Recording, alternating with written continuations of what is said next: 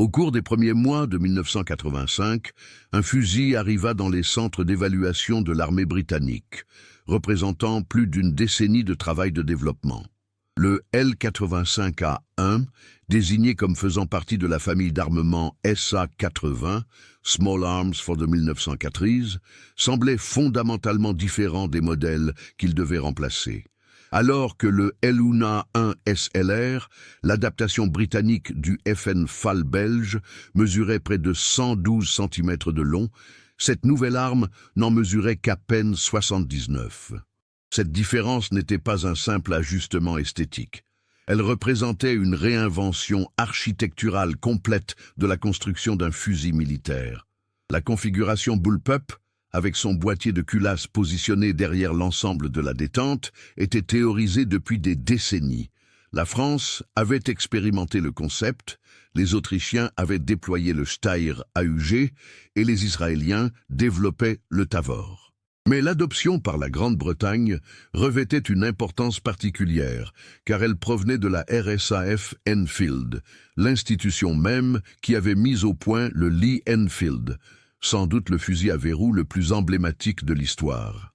Le passage de cette lignée éprouvé à ce design radicalement différent signalait à quel point les priorités de l'ingénierie avaient basculé face aux exigences des engagements modernes.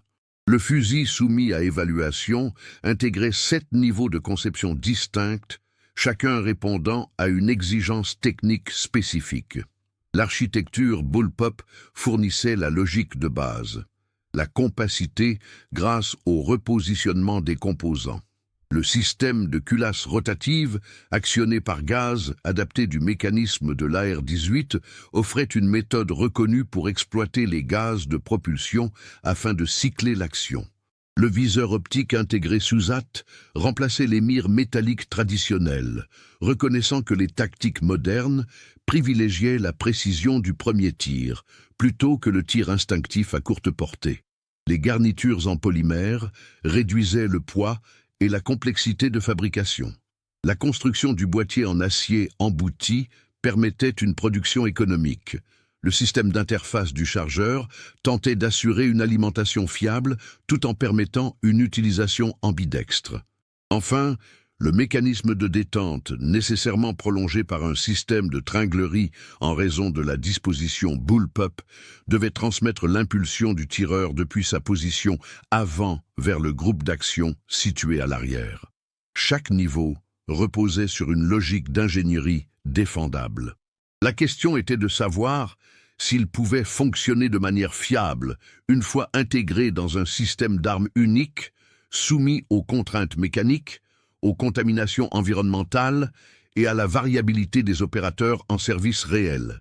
Les équipes d'évaluation passeraient des mois à tenter de répondre à cette question via des protocoles de tests structurés.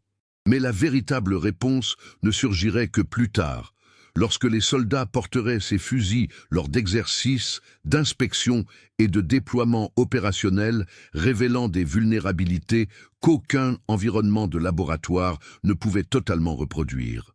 Le L-85A1 représentait l'ambition britannique de moderniser l'armement individuel tout en maintenant une capacité de fabrication nationale dans une ère de contraintes budgétaires. Il incarnait un moment précis où les avantages théoriques, compacité, intégration optique, économie de fabrication, semblaient justifier l'abandon de l'architecture conventionnelle des fusils. Il restait à démontrer si ces avantages survivraient au contact de la réalité mécanique. Si des récits comme celui-ci vous aident à comprendre comment l'ingénierie façonne discrètement l'histoire, dites-nous en commentaire ce qui vous a surpris jusqu'ici. Et restez avec nous pour le prochain chapitre. La Royal Small Arms Factory d'Enfield Lock portait plus de 2 siècles d'héritage en fabrication d'armement lorsqu'elle commença à développer ce qui deviendrait le L-85A1. Fondée en 1816, la RSAF Enfield avait produit le fusil Enfield Pattern 1853, la série Lee Enfield, le pistolet mitrailleur Sten et d'innombrables autres équipements ayant équipé les forces britanniques lors de multiples épreuves historiques. Pourtant, dans les années 1970, cet héritage existait sous l'ombre d'une fermeture inévitable. Le gouvernement britannique avait décidé que la fabrication d'armes légères passerait à l'industrie privée, et les jours de la RSAF Enfield, en tant qu'arsenal d'État, étaient comptés. Cette fin programmée de l'institution créa une pression singulière sur les ingénieurs développant le programme SA-80. Ils concevaient ce qui serait l'équipement standard de l'infanterie britannique pour les décennies à venir, tout en le faisant au sein d'un site de production qui n'existerait plus pour le produire à grande échelle ou pour assurer les améliorations itératives basées sur les retours de terrain. Le fusil devait être parfait dès la première tentative, car le savoir institutionnel qu'il avait créé se disperserait une fois l'usine fermée. Il n'y aurait pas d'évolution progressive à travers des versions et modifications successives, comme celle dont le Lee Enfield avait bénéficié pendant un demi-siècle de développement continu. L'équipe d'ingénierie faisait face à des contraintes spécifiques qui dictaient chaque décision de conception. L'arme devait utiliser des munitions au temps de 5,5645 mm, alignant la Grande-Bretagne sur ses alliés, tout en abandonnant la cartouche plus imposante de 7,67 mm et du L11. Elle devait être fabricable par emboutissage d'acier plutôt que par usinage, car les budgets de défense ne pouvaient soutenir des méthodes de production premium. Elle devait intégrer des visées optiques en standard, reflétant une doctrine axée sur l'engagement précis à moyenne portée. Enfin, elle exigeait une configuration bullpup pour garantir la compacité nécessaire à l'infanterie mécanisée, tout en conservant une longueur de canon suffisante pour que la cartouche de 5,56 mètres atteigne sa vélocité efficace. Chaque exigence était raisonnable individuellement. Collectivement, elle créait un espace de conception avec une marge d'erreur infime. La configuration bullpup, bien qu'apportant la compacité, nécessitait un système de tringlerie de détente ajoutant une complexité mécanique et des points de défaillance potentiels. Le système de gaz devait être optimisé pour une fabrication économique plutôt que pour une fiabilité absolue. Le verrou de chargeur, positionné pour un accès ambidextre dans cette disposition, ne pouvait bénéficier de la robustesse simple des systèmes conventionnels. Le boîtier embouti réduisait les coûts, mais exigeait des procédures de soudure et d'assemblage extrêmement précises pour maintenir les tolérances. Les ingénieurs de la RSAF Enfield n'étaient pas naïfs. Ils comprenaient les défis, mais ils opéraient sous une pression institutionnelle qui compressait les délais de développement et limitait les ressources pour des tests itératifs approfondis.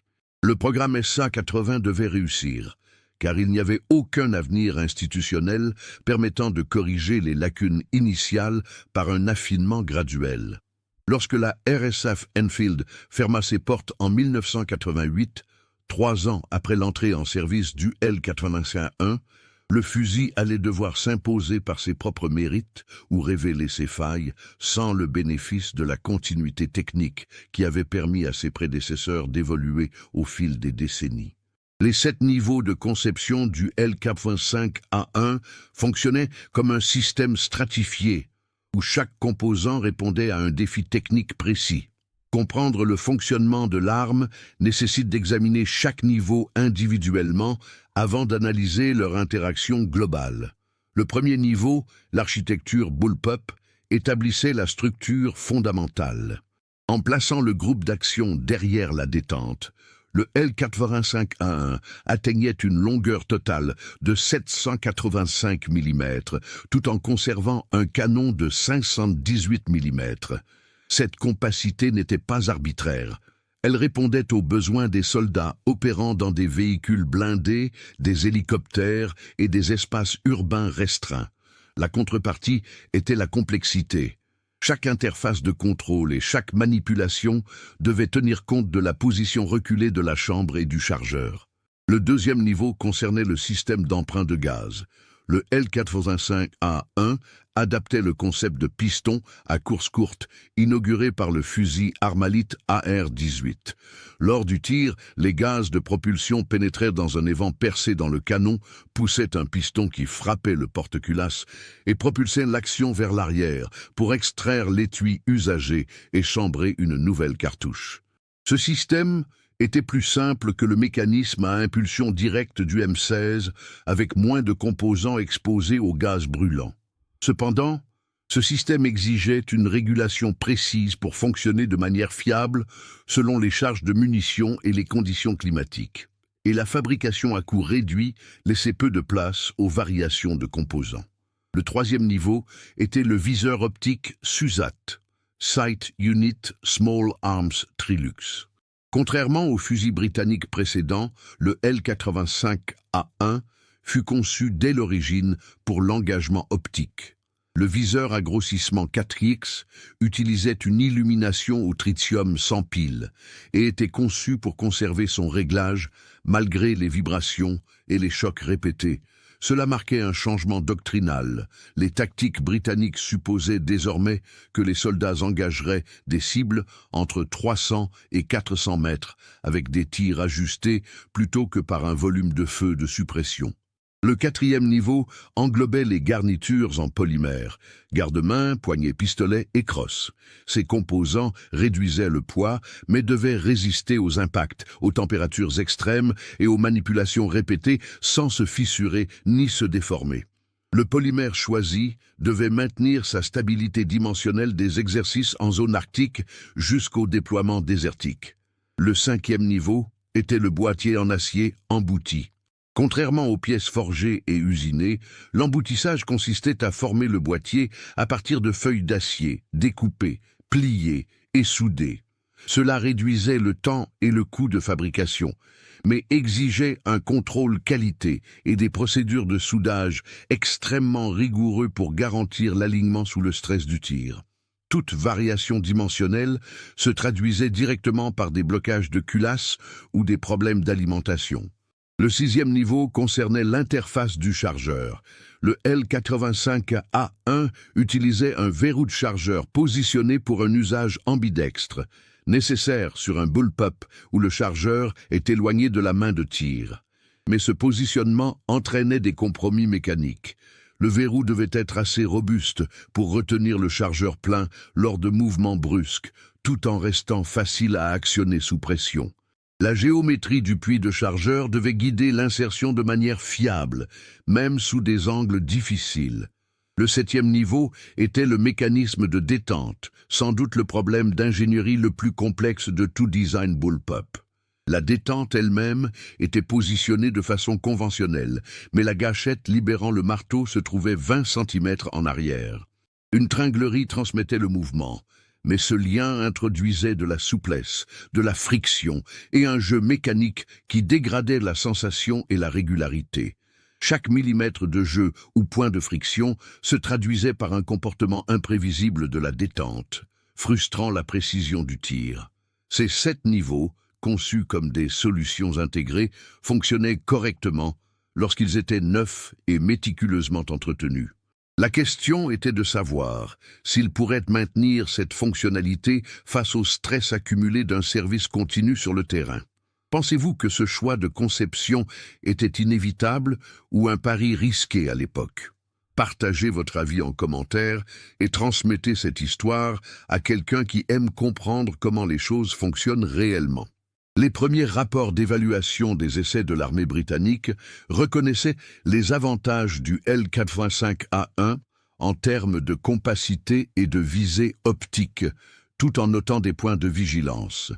Mais ces premières évaluations, menées dans des conditions contrôlées avec des armes neuves et un entretien supervisé, ne prévoyaient pas le comportement du fusil après des mois de service entre les mains de soldats ordinaires suivant des procédures d'entretien standards. Les vulnérabilités mécaniques apparurent progressivement à mesure que le service s'étendait des unités spécialisées au bataillon d'infanterie générale. Les soldats signalèrent des problèmes d'alimentation. Les cartouches ne s'extrayaient pas proprement du chargeur, provoquant des incidents de tir. Le verrou du chargeur, placé pour l'accès ambidextre, se révéla sensible aux activations accidentelles lors de mouvements vigoureux. Les chargeurs se détachèrent de manière inattendue lorsque les soldats progressaient dans la végétation ou rampaient durant des exercices tactiques. Le système de gaz montra une sensibilité à l'encrassement qui n'avait pas été flagrante lors des tests limités. La conception du piston à course courte exigeait des tolérances précises, mais les résidus de poudre et les contaminants extérieurs s'accumulaient dans les vents et le cylindre, dégradant peu à peu la fiabilité du cycle. Les soldats constatèrent que l'arme nécessitait un nettoyage plus fréquent que les modèles précédents, mais la disposition bullpup rendait le démontage de campagne et l'entretien plus complexes que sur des designs conventionnels. Le mécanisme de détente révéla une autre catégorie de problèmes. La tringlerie prolongée introduisait une irrégularité qui variait selon les armes et s'accentuait avec l'usure des composants. Certaines détentes semblaient lourdes et rugueuses, d'autres présentaient une course excessive. Pour des soldats formés sur la détente fluide et constante du L1A1, le comportement du L85A1 était frustrant et compromettait potentiellement la précision, particulièrement pour les tireurs d'élite qui avaient besoin d'un départ de coups prévisible. Les tests environnementaux révélèrent d'autres failles. Le sable et la poussière fine, s'infiltrant par les interstices, pouvaient entraver le mouvement de la culasse. L'infiltration d'eau lors de franchissements de cours d'eau ou d'expositions prolongées à la pluie affectait la fiabilité. Les exercices par grand froid montrèrent que les garnitures en polymère devenaient cassantes et que certains lubrifiants s'épaississaient au point de ralentir ou stopper le cycle de l'arme. L'armée britannique réagit par un entraînement renforcé à la maintenance, des ajustements de lubrifiants et des adaptations de fortune, comme l'utilisation de rubans adhésifs sur les chargeurs pour éviter les décrochages accidentels. Mais ces mesures traitaient les symptômes plutôt que les vulnérabilités mécaniques profondes. Le fusil fonctionnait correctement sous une maintenance méticuleuse, mais ce standard s'avérait difficile à maintenir pour des formations entières en opération réelle. Au milieu des années 1990, après une décennie de service, les preuves accumulées étaient devenues indéniables. Le L85A1 affichait des taux de fiabilité nettement inférieurs aux exigences modernes.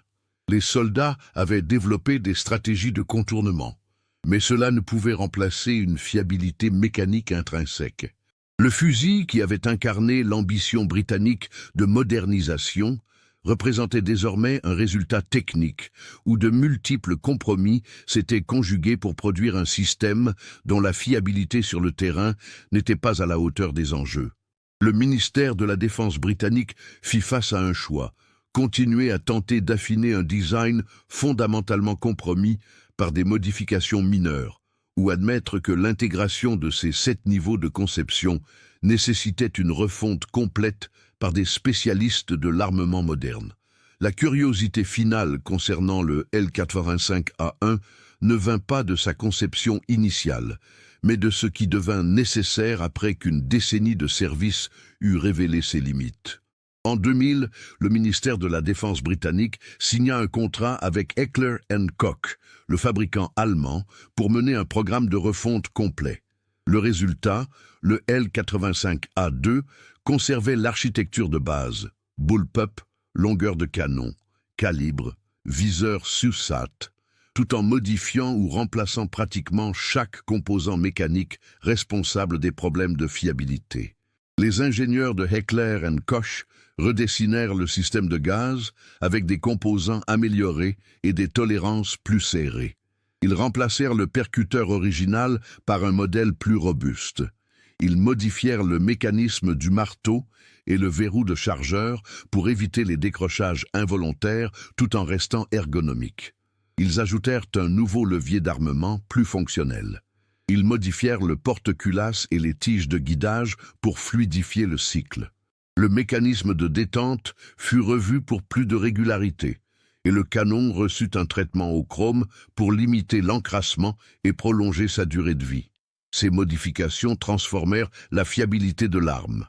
Les soldats qui avaient lutté contre les incidents de tir du L-85A1 découvrirent un L-85A2, fonctionnant avec la régularité attendue d'un fusil moderne.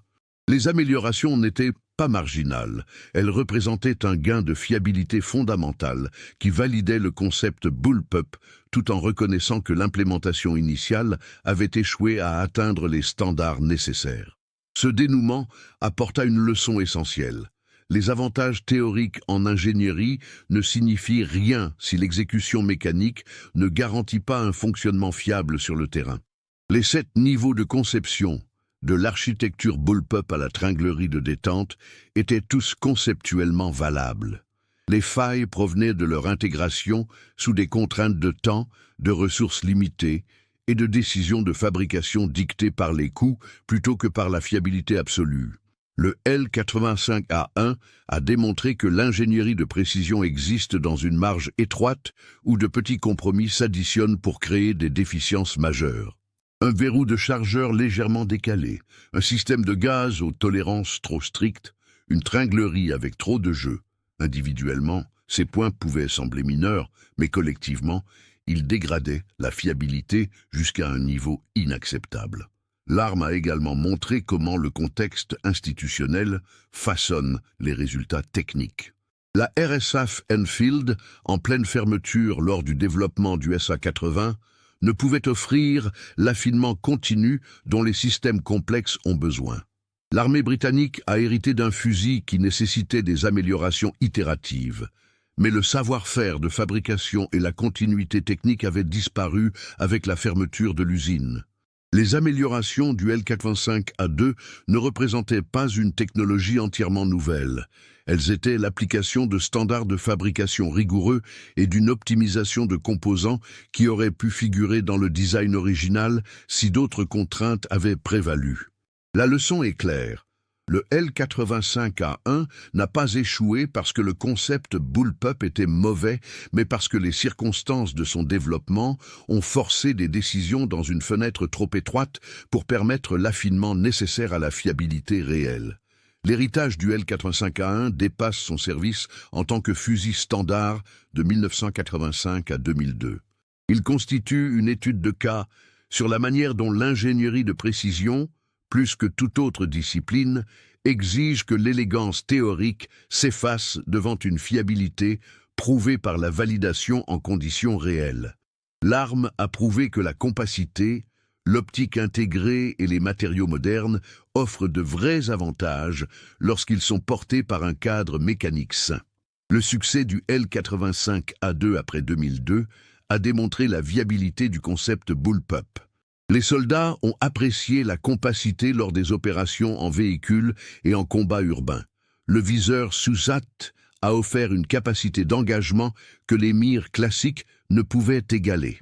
L'architecture n'a jamais été le problème. Le défaut résidait dans la qualité d'exécution de la mise en œuvre originale. L'histoire du L-85A1 a aussi mis en lumière l'influence des facteurs institutionnels. La fermeture imminente de la RSAF Enfield a créé une pression temporelle limitant le développement itératif. La conception d'un fusil moderne exige des tests approfondis face aux extrêmes climatiques, aux variations de munitions et au niveau de compétence des opérateurs. Des tests qui devraient normalement s'étendre sur plusieurs années de prototypage avant la production de masse. Le programme SA-80 a compressé ce calendrier et l'arme en a subi les conséquences pendant une décennie. D'un point de vue industriel, le L-85A1 a révélé que les méthodes de production optimisées par les coûts exigent une discipline extraordinaire en matière de contrôle qualité. Les boîtiers emboutis peuvent être fiables. De nombreux fusils réussis les utilisent, mais ils demandent des procédures précises et une inspection rigoureuse. Lorsque ces standards ne sont pas atteints, la fiabilité souffre proportionnellement aux variations dimensionnelles introduites par la fabrication. Le contrat ultérieur avec Heckler & Koch représentait plus qu'un sauvetage technique. Il reconnaissait une vérité fondamentale. Parfois, la fierté institutionnelle doit s'effacer devant l'expertise spécialisée. La volonté de l'armée britannique de faire appel à un fabricant étranger pour corriger un fusil national a démontré que les impératifs opérationnels surpassent le prestige. Les soldats avaient besoin d'équipements fiables et cette reconnaissance pragmatique importait plus que la défense d'une conception initiale imparfaite. Pour les historiens et les étudiants en ingénierie, le L85A1 occupe une place éducative spécifique. Ce ne fut pas un échec total, il a servi 17 ans avant sa refonte, et la version A2 continue de servir des décennies plus tard. Mais il illustre la nature impitoyable des systèmes mécaniques où de petits compromis s'accumulent. Il montre que les avantages théoriques ne valent rien sans une exécution mécanique irréprochable. Et il prouve que le développement nécessite un affinement par l'expérience du terrain, ce que des délais compressés peuvent fatalement saboter. Les 7 niveaux de conception du L85A1 étaient 7 opportunités d'optimisation, et 7 points où des décisions dictées par les contraintes ont produit un résultat exigeant une refonte radicale pour atteindre la fiabilité requise. Ce constat ne diminue pas les efforts des ingénieurs. Il souligne la difficulté de créer des systèmes mécaniques devant fonctionner sans faille dans les conditions les plus exigeantes que l'humain puisse imposer à ses outils. Si vous appréciez les récits authentiques sur la façon dont l'ingénierie a façonné le monde, abonnez-vous à la chaîne, laissez un j'aime et dites-nous depuis quel pays vous nous suivez.